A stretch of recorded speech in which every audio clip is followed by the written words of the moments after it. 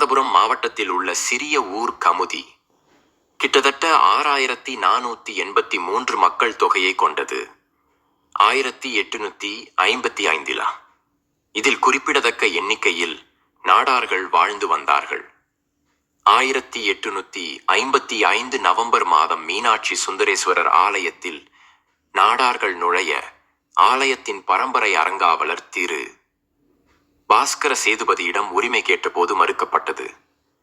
1897 மே மாதம் 14 நாள் மாலை 6 மணிக்கு மேல் 9 மணிக்குள் சில நாடார்கள் மேளதாள ஆரவாரத்துடன் கோவில் ஊழியர்கள் எதிர்ப்பையும் மீறி நுழைந்தார்கள். தேங்காய் உடைத்து முருகன் மற்றும் மீனாட்சி சுந்தரேஸ்வரரை வழிபட்டார்கள். சட்டம் ஒழுங்கு கடுமையாக கவனிக்கப்பட்ட வெள்ளையர்கள் ஆட்சி காலம். குற்றவியல் வழக்கு பதியப்பட்டது. கூடவே நாடார்கள் நுழைவால் தீட்டுப்பட்ட கோவிலை பார்ப்பன புரோகிதர்களை கொண்டு மகா சம்பிரோஷணம் செய்ய ரூபாய் 2500 வழங்கவும் கோரி பாஸ்கர சேதுபதியால் வழக்கு பதியப்பட்டது. வழக்கு நடந்து கொண்டிருக்கும் போது தஞ்சாவூர் பொறையாரை சேர்ந்த ரத்தினசாமி நாடார் என்னும் பெருஞ்செல்வர் ஒரு முயற்சி செய்தார்.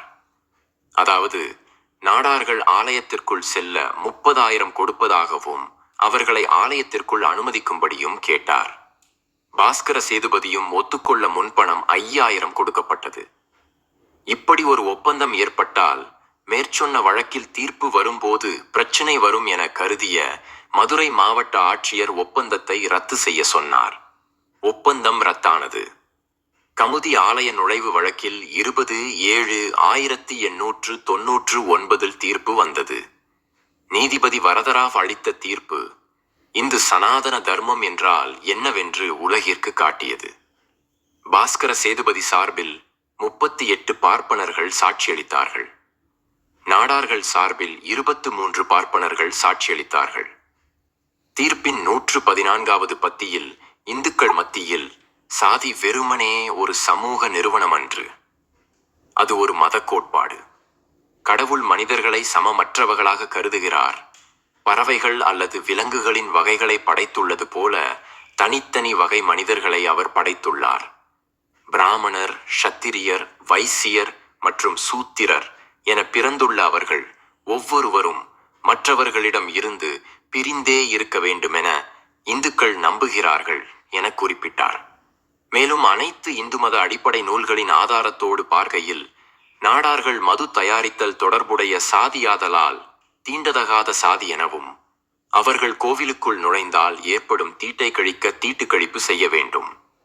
அப்படி செய்யவில்லை எனில் விஷயம் அறிந்தவர்கள் அக்கோவிலுக்குள் நுழைய மாட்டார்கள் என்றும் அப்படியான கோவிலுக்கு ஆன்மீக பலன் ஒன்றுமில்லை என்றும் சொல்லி அபராதம் தொகையும் செலுத்த சொன்னார். மேலும் நீதிபதி வரதராவ் தீர்ப்பில் 125வது பத்தியில் நாடார்கள் கமுதி கோவிலுக்குள் அதன் எந்த ஒரு பகுதியிலும் நுழைய நிரந்தர தடையிட்டார். நீதிபதி வரதராவ் தன் விருப்பு வெறுப்புகளில் பால் இத்தீர்ப்பை வழங்கவில்லை. அவர் விசாரித்த 49 சாட்சிகளில் அடிப்படையிலும் தீர்ப்பு வழங்கவில்லை. ஒரே ஒரு சாட்சி அடிப்படையில் இந்த தீர்ப்பை வழங்கியதாக அவரே சொல்கிறார். அது தமிழ் தாத்தா என நாம் தமிழர் கட்சி ஒருங்கிணைப்பாளர் சீமானால் கொண்டாடப்படும் உவே சாமிநாத ஐயர். இந்து மத சாஸ்திரங்களை அவர்தான் நீதிபதிக்கு சொன்னவர். வழக்கு மேல்முறையீடு செய்தார்கள். நாடார்கள் அங்கும் அவ்வாறே முடிந்தது. அந்த தீர்ப்பையும் எதிர்த்து நாடார்கள் லண்டன் பிரிவி கவுன்சிலிங் தொடர்ந்தார்கள். 42,000 செலவில் நாடார்களால் நடத்தப்பட்ட வழக்கு இது. இதிலும் அவர்கள் வெற்றி பெற முடியவில்லை. அப்போது சவரன் விலை 18 ரூபாய். இந்த தொகையில் அவர்களால் ஒரு ஆலயமே கட்டியிருக்க முடியும். ஆனால் அவர்கள் எதிர்பார்த்தது மத அங்கீகாரம். அது கிடைக்கவில்லை. போராடியும் தோற்றார்கள். இதே காலகட்டத்தில் திருச்சூழியிலும் ஐயநாடன் என்பவர் நுழைய முயற்சி தண்டிக்கப்பட்டார். 10 நாடார்கள் தீட்டுக்கழிப்பிற்கு ரூபாய் 10 அபராதம் செலுத்தினார்கள். இவையெல்லாம் நடைபெறும் அதே காலகட்டத்தில் பாஸ்கர சேதுபதி இந்து மதத்தின் பெருமைகளை அயல் நாட்டில் பரப்ப சென்ற விவேகானந்தரின் பயண செலவை ஏற்றுக்கொண்டார். அவரும் அனைத்து மதத்தை சேர்ந்தவர்களை சகோதரர்களே சகோதரிகளே என அழைத்து பேசினார். ஆனால் கமுதியில் ஒரே மதத்தை சேர்ந்தவர்களை தீட்டு என ஒதுக்கி வைத்துக் கொண்டிருக்கும் கொடுமைகள் நடந்து கொண்டிருந்தது. நாடார்களை ஆலயத்தினுள் விட மறுத்தது வெள்ளையர்கள் இல்லை, கிறிஸ்தவம் இல்லை, முகமதியர் இல்லை, இந்து மதமே, சனாதன வெறி பிடித்த இந்து தர்மமே. ஆனால் நீதி கட்சி உருவாகி பிற்காலத்தில் ஆலய நுழைவை சாத்தியமாக்கியது.